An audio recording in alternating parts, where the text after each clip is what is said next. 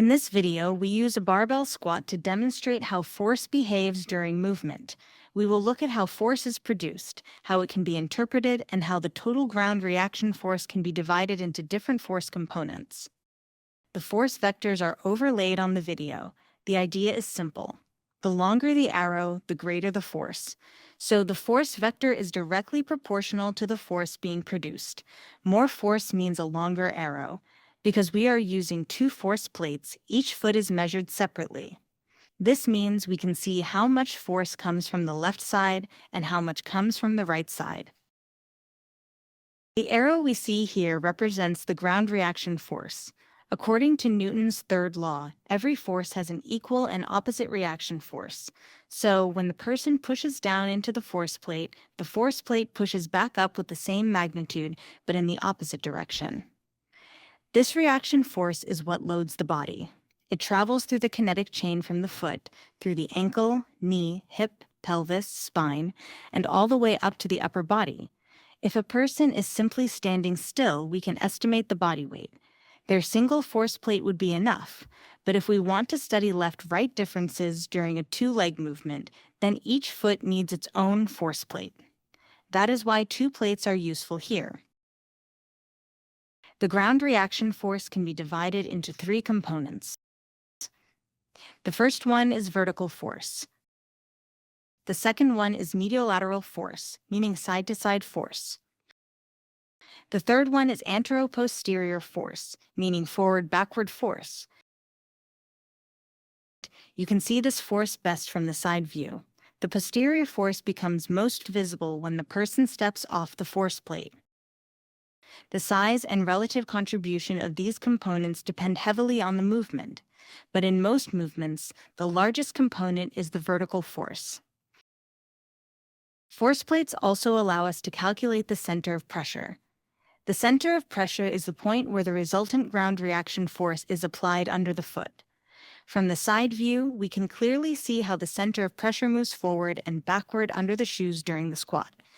This point of force application is important. It affects how the force creates joint moments and how the tissues are loaded during the movement. So, force magnitude matters, but also the point of application and the direction of the force matter. Now let's add the force curves to the view. The top curve shows the anteroposterior force. The middle curve shows the mediolateral force. The bottom curve shows the vertical force. As mentioned earlier, the vertical force is clearly the largest force component during the squat. The vertical force is roughly 900 newtons per foot. The mediolateral force is around 160 newtons and the posterior force only around 10 newtons. In this example, the person weighs 64 kilograms and the barbell load is 120 kilograms for a total system weight of 184 kilograms. So yes, this is a fairly heavy system. And as a disclaimer, the person in the video specifically wanted to say that this is only a warm-up weight, just so nobody makes unfair conclusions about her strength capacity. Back to the data. At first glance, the vertical force looks quite stable through the squat, but if we look more closely, we can see that it changes during the movement. During the braking phase of the squat, the force against the ground gradually increases. Near the bottom of the movement, it reaches around 1160 newtons on one plate. At the same time, the mediolateral force becomes much smaller. In this phase, it is only around 30 newtons, but during the upward phase, the side-to-side force increases strongly. It can rise to around 230 newtons. So even though the vertical force is the largest component, the horizontal components still tell us something useful about movement strategy. From the side view, we can also see what happens to the center of pressure. At the beginning of the upward phase, the center of pressure moves slightly forward. After that, it shifts backward again. At the same time, the mediolateral force increases. This tells us that the lifter is not only pushing vertically. There are also small but meaningful shifts in how force is directed and where it is applied under the feet. One interesting detail is that the highest forces recorded by the plates may not occur during the squat itself. They can occur when the person steps onto or off the force plates. At that moment, the whole body plus barbell system may briefly be supported by only one leg. With a heavy external load, this creates a large demand on the body, especially on the trunk and pelvis, because they need to maintain segmental stiffness while the load is transferred through one limb. So, even the step in and step out phases can tell us something important.